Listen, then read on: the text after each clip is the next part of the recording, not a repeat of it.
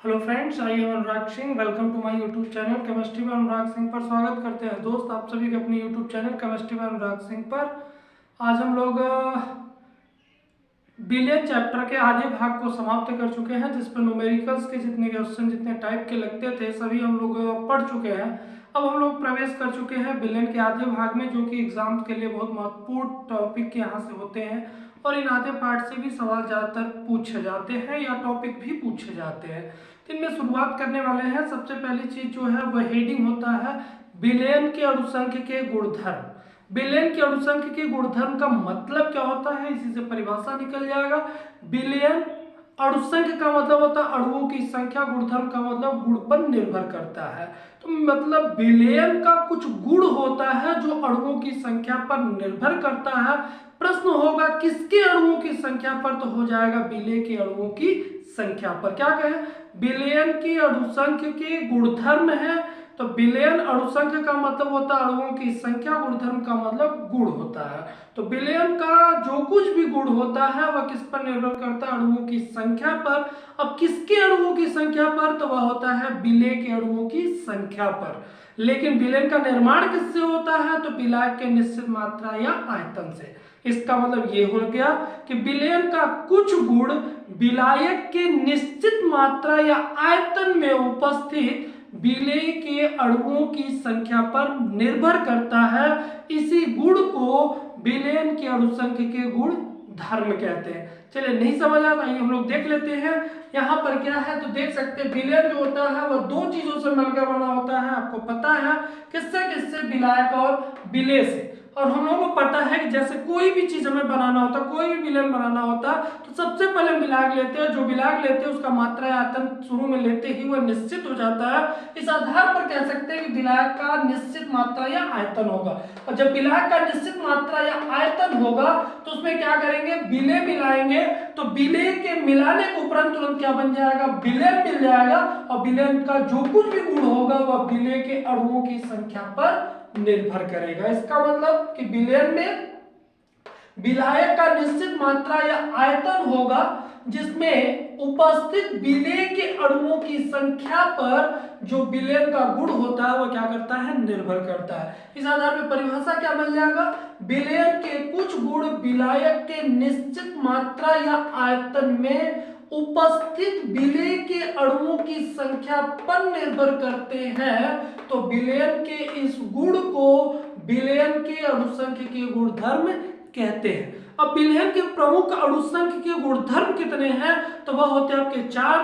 कौन कौन से होते हैं, वाष्प दाब में अवनमन होता है, परासरण दाब होता है, क्वथनांक में उन्नयन होता है और हिमांक में अवनमन होता है।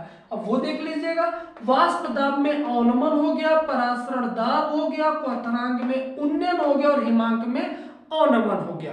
इन सारे चारों टॉपिकों को स्टार्ट करने से पहले हम लोग क्या पढ़ते हैं, वानठाप गुणांक। अब हम लोग वानठाप गुणांक क्यों पढ़ते हैं, तो कारण है इसका। कारण ये है कि किसी विलायक में जो हम विलय मिलाने जा रहे हैं वह कैसा होता, अवाष्पशील प्रकार का होता है। अब जब विलय अवाष्पशील प्रकार का हो गया तो जैसे ही विलायक में हम विलय को मिलाएंगे वह विलय क्या कर सकता है, उसमें जाने के बाद वियोजित हो सकता है या संगुणित हो सकता है। और जैसे ही वियोजित या संगुणित होता है उस विलयन में विलय के कणों की संख्या बढ़ जाएगी या घट जाएगी। और जैसे ही बढ़ेगा या घटेगा तुरंत जो कुछ भी उसका गुण होगा तुरंत परिवर्तित हो जाए। और इसके लिए आप जब अध्ययन करने जाए तो गुण में कोई परिवर्तन ना हो, इसलिए क्या हम लोग पढ़ते हैं, सबसे पहले वानठाप गुणांक पढ़ते हैं। अब वानठाप गुणांक क्या होता है, वानठाप गुणांक जो होता है वह विलयन में उपस्थित वियोजित या संगुणित कणों की संख्या और विलयन में उपस्थित सामान्य कणों की संख्या के अनुपात को वानठाप गुणांक कहते हैं। क्या हमने बताया कि जैसे ही किसी विलायक में आप विलेय को घोलते हैं वह विलेय क्या हो जाएगा, उसमें वियोजित हो जाएगा या संगुणित हो जाएगा।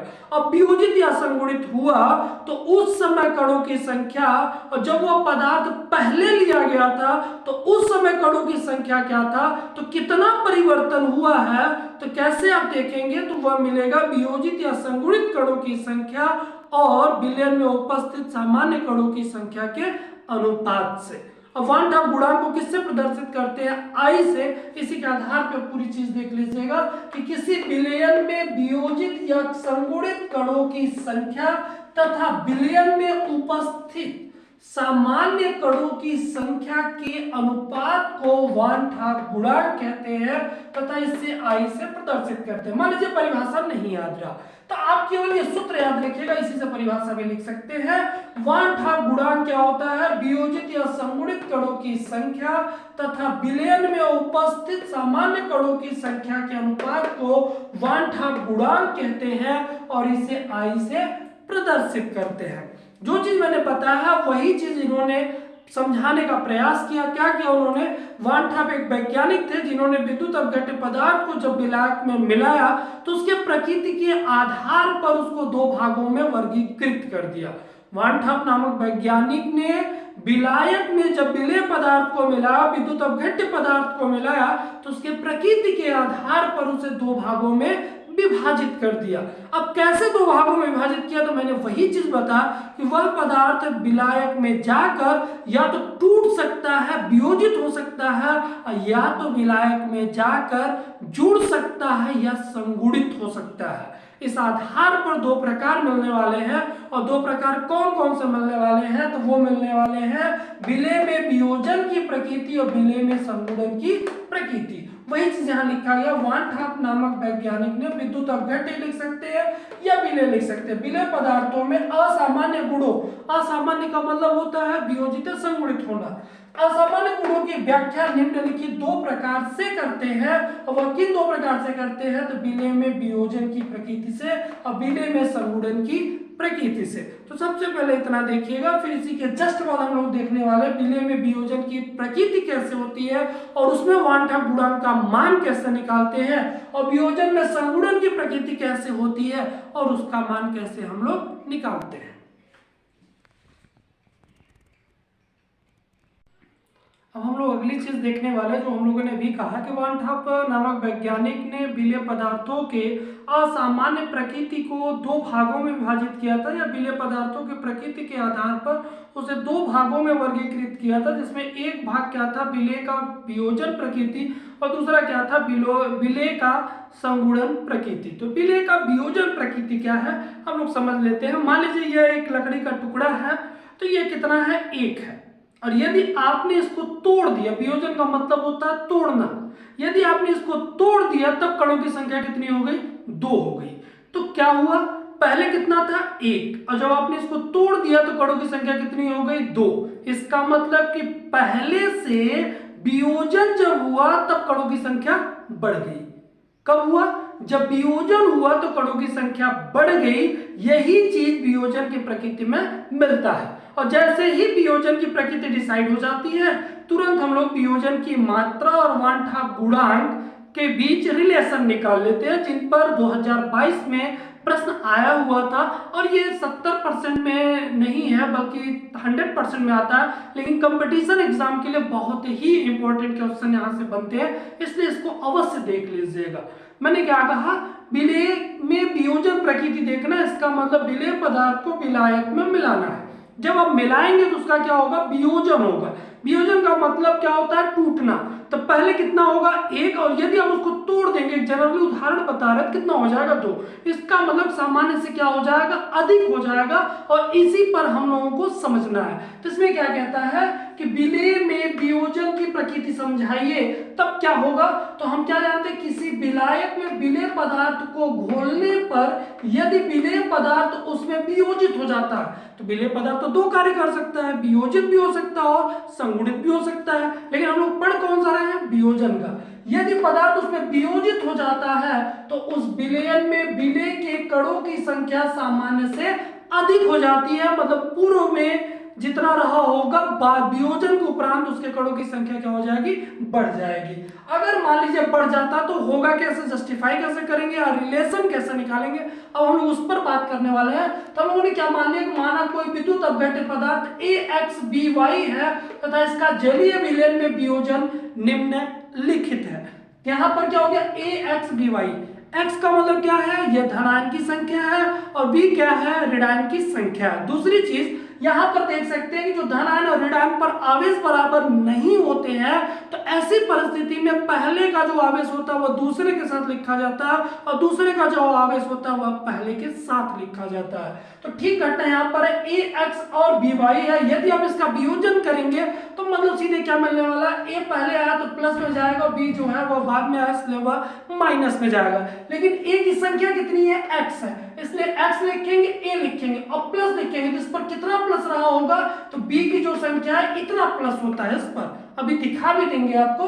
तो ये क्या हो जाएगा, XAY प्लस हो जाएगा और B पर क्या हो जाएगा, तो B की संख्या Y है, YBX क्या हो जाएगा, प्लस हो जाएगा। अब हमें क्या निकालना है, वियोजन से पूरे कणों की संख्या हमने मान लिया है, किसके कणों की संख्या कितनी है, एक है। वियोजन से पूरे कणों की संख्या कितनी है, एक है। तो उस समय कोई वियोजन नहीं होता, इसका मतलब कोई आयन नहीं बना होगा, इसका मतलब इसके वियोजन का मात्रा जो रहा होगा वह 0 रहा होगा।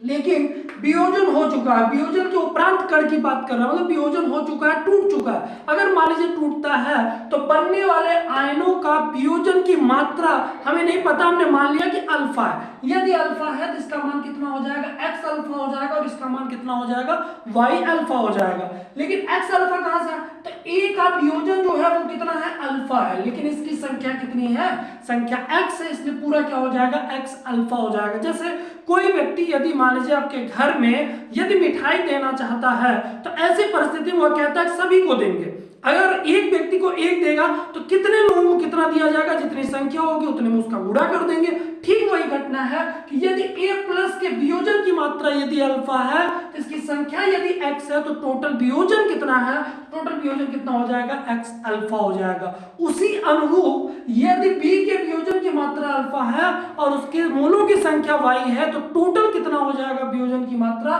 तो y अल्फा हो जाएगा। अब अल्फा यदि वियोजन हो रहा है तो कितना घटा, घट गया कितना, 1 माइनस अल्फा, मतलब बचने वाली टेंडेंसी कितनी है, तो वह हो जाएगी 1 माइनस अल्फा हो जाएगी। अब हम लोग क्या निकालेंगे, वियोजन से पूर्व कणों की संख्या वियोजन के उपरांत कणों की संख्या। ऐसा क्यों, क्योंकि वान ठाप गुणांक का सूत्र यही है कि वियोजन से पूर्व कणों की संख्या वियोजन के बाद कणों की संख्या का अनुपात ही वान ठाप गुणांक होता है। इसलिए हम लोग क्या करते हैं, वियोजन से पूर्व कणों की संख्या, यदि वियोजन से पूर्व कणों की संख्या निकालेंगे तो पूरे कणों की संख्या को जोड़ लेंगे। अब वियोजन से पूर्व कितना है, 1 + 0 + 0, मतलब 1 + 0 + 0 हो जाएगा, बराबर कितना मिलने वाला है आपको, 1 मिलने वाला है। अब वियोजन के उपरांत कणों की संख्या, तो वियोजन के उपरांत कणों की संख्या कितना होगा, तो यहां देख सकते हैं 1 माइनस अल्फा, x अल्फा और y अल्फा पूरा जोड़ लेंगे, कितना मिल जाएगा, 1 minus alpha plus x alpha plus y alpha हो गया। अब सूत्र क्या होता है, वान ठाप गुणांक I बराबर होता है वियोजित कणों की संख्या बटे में वियोजन से पूर्व कणों की संख्या, अर्थात सामान्य कणों की संख्या। और वियोजित कणों की संख्या कितनी है, 1 minus alpha plus x alpha plus y alpha, और वियोजन से पूर्व कणों की संख्या कितनी थी, 1 थी, बटे में 1 कर देंगे। अब मिलने वाला क्या है, तो मिल जाएगा I बराबर कितना मिल जाएगा, 1 minus alpha plus x alpha plus y alpha. और यहां से क्या कर सकते हैं, I बराबर a प्लस अल्फा हमने कॉमन ले लिया, प्लस अल्फा हमने कॉमन ले लिया, तो यहाँ पर क्या है, -1 है तो -1 हो गया, प्लस x हो गया, अल्फा बाहर जा चुका, अल्फा बाहर जा चुका, क्या मिल गया, y मिल गया। यहाँ से अब क्या है, एक यदि इस साइड लेके जाएंगे क्या हो जाएगा, I-1 हो जाएगा, बराबर अल्फा मिल जाएगा, ये -1 इस साइड हमने कर दिया, x प्लस y माइनस क्या हो गया, 1 हो गया। यदि यहाँ से अल्फा बराबर देखा जाए तो अल्फा बराबर क्या मिल जाएगा, I-1 बटे में x प्लस y माइनस 1 होता है। और इसी x प्लस y को क्या लिखते हैं, यह लिखते हैं, अर्थात क्या सूत्र मिल जाएगा, I-1 बटे में n-1। अब ये x और y क्या है, तो ध्यान रखिएगा, सीधे आप लगा सकते हैं, जो आपको विलेय पदार्थ देगा जिसमें पहले की संख्या, जैसे BaCl2 दे दिया तो Ba की संख्या कितनी है, 1 है, Cl की संख्या कितनी है, तो x की संख्या 1 रखिएगा और Cl की संख्या 2 रखिएगा, मतलब x की संख्या 1 और y की संख्या 2। कोई भी अगर सूत्र दे दे, मान लीजिए AlCl3 दे देता है, तब हम x और y का मान क्या रखेंगे, पहले Al आया कितनी संख्या में है, 1 में है, मतलब x का मान 1 हो जाएगा, और Cl कितनी संख्या में, 3 में है, तो y का मान कितना रख देंगे, 3 रख देंगे। और यहाँ पर जैसे ही मान रखेंगे वियोजन की मात्रा प्रश्न में दिया रहेगा, उसकी सहायता से हम लोग क्या कर सकते हैं, वांछा गुणांक निकाल सकते हैं। अब यहाँ पर n क्या है, तो n किसकी जगह पर आया, x प्लस y की जगह पे, तो यहाँ पर वही चीज दिखाया गया है कि जहां n बराबर क्या होता है, x प्लस y होता है। अब क्या क्या कौन सी चीज है, अल्फा जो होता है वह वियोजन की मात्रा है, i जो है वो वांछा गुणांक है, x बराबर होता है धनायन की संख्या, y बराबर होता है ऋणायन की संख्या। अब अगली चीज जो कि सबसे जरूरी है और यहां से प्रश्न आपका बन सकता है, प्रश्न क्या है कि कोई विलेय पदार्थ विलयन में वियोजित होता है तो उसके लिए वांछा गुणांक का मान क्या होगा। तो इसके लिए दोनों चीजें मैंने आपको मेंशन किया, शब्द भी लिखा है और साइन का प्रयोग भी किया कि यदि कोई विलेय पदार्थ विलयन में वियोजित होता है तो उसके लिए वांछा गुणांक का मान 1 से अधिक हो जाता है, तो i ग्रेटर देन 1। अब वो कैसे होगा, मान लीजिए नहीं याद रहता, याद रखिएगा कि वियोजन होगा तो पहले कितना था 1, और वियोजन हुआ तो टूट गया, टूटल कितने बदल गया 2 में, तो बताइए कौन अधिक हुआ, 2 अधिक हुआ। अगर 2 अधिक हुआ तो इसका मतलब ये है कि जब वियोजन होगा तो वांछा गुणांक का मान 1 से अधिक हो जाएगा। अब इस पर मान लीजिए सवाल आएगा, कैसे लगाएंगे, कैसे सवाल बनता वो भी मैं आपको दिखा दे रहा हूं कि उदाहरण के तौर पर अगर कोई भी सवाल बनेगा तो इसी पर आपका लग जाएगा। सवाल क्या है कि यदि BaCl2 के वियोजन की मात्रा 80% है, सवाल में कर सकता है 60% है, 40% है, 30, 20, 10, 15, 25, कुछ भी प्रतिशत आपका रख सकता है। और सूत्र की जगह पर BaCl2 की जगह AlCl3 रख सकता है, CA3PO4 का होल ट्वाइस रख सकता है, या LiCl रख सकता है, NaCl रख सकता है, कोई भी रखे हमें कोई दिक्कत नहीं है, बस हमें समझना है कि लगेगा कैसे। आइए सबसे पहले आयनन करते हैं, क्योंकि वांछा गुणांक निकालना है तो वांछा गुणांक का सूत्र होता है वियोजन से पूर्व कणों की संख्या वियोजन के उपरांत कणों की संख्या, तो पूर्व और उपरांत कणों की हमें संख्या चाहिए तभी हम निकाल पाएंगे, या तो डायरेक्ट सूत्र का प्रयोग भी कर सकते हैं, दोनों चीजें। मान लीजिए सूत्र नहीं याद रहे तब हम कैसे लगाएंगे, इसलिए दोनों विधि आपको मैं बता रहा हूं। अब है क्या कि वियोजन से पूर्व BaCl2 की संख्या कितनी रहेगी 1, और BaCl2 का जब आप आयनन करेंगे तो यहाँ पर क्या होता है, जो ये होगा यहाँ पर क्या बनने वाला है, Ba बनने वाला है, और क्या बनने वाला है Cl-1, और Ba पर कितना होता है 2। अब चूंकि आवेशों की संख्या बराबर नहीं है इसलिए ये संख्या इसके साथ, ये संख्या इसके साथ क्या बन जाएगा BaCl2। इसीलिए जब आप आयनन करेंगे BaCl2 का तो बनेगा क्या Ba2 प्लस, और क्या बन जाएगा 2Cl माइनस बन जाएगा। तो यहां पर जैसे ही आप आयन, क्योंकि आवेशों की संख्या जब बराबर होगा तभी होगी उदासीन होगा, तो BaCl2 का जब आप आयनन करेंगे तो Ba प्लस में जाएगा और Cl माइनस में जाएगा। कितने माइनस में जाएगा कितने प्लस में जाएगा वो ये निर्धारित करेंगे इनकी संख्या, तो Cl की संख्या 2 है इसलिए 2Cl माइनस लिख दिए, और यदि Cl की संख्या -2 हो गई या ऋण आयन की संख्या -2 हो गई तो धनायन की संख्या भी बराबर होनी चाहिए, इसलिए क्या हो जाएगा +2 हो जाएगा।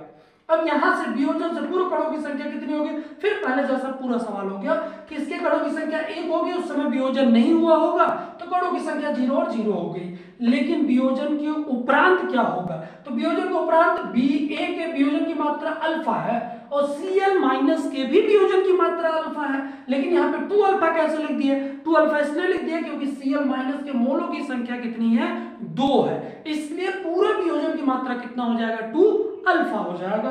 अब हम लोग निकालते क्या है, वियोजन से पूर्व कणों की संख्या, वियोजन से पूर्व यदि कणों की संख्या निकाले तो कितना आएगा, 1 + 0 + 0, क्यों 1 + 0 + 0 बराबर कितना मिल गया 1 मिल गया, और वियोजन के उपरांत कणों की संख्या कितनी होने वाली है, तो 1 - अल्फा + अल्फा + 2 अल्फा, ये अल्फा अल्फा कैंसिल हो गए, क्या मिल जाएगा 1 + 2 अल्फा, मतलब हम लोगों के पास अब दोनों चीजें आ चुके हैं, वियोजन से पूर्व कणों की संख्या और वियोजन के उपरांत कणों की संख्या आ चुकी है। सूत्र क्या होता है, I बराबर होता है वियोजन के उपरांत कणों की संख्या बटे में वियोजन के पूर्व सामान्य कणों की संख्या। अब उपरांत कणों की संख्या कितनी है 1 + 2 अल्फा है, और सामान्य कणों की संख्या कितनी है 1 है, तो यहां से हम लोग लगा सकते हैं।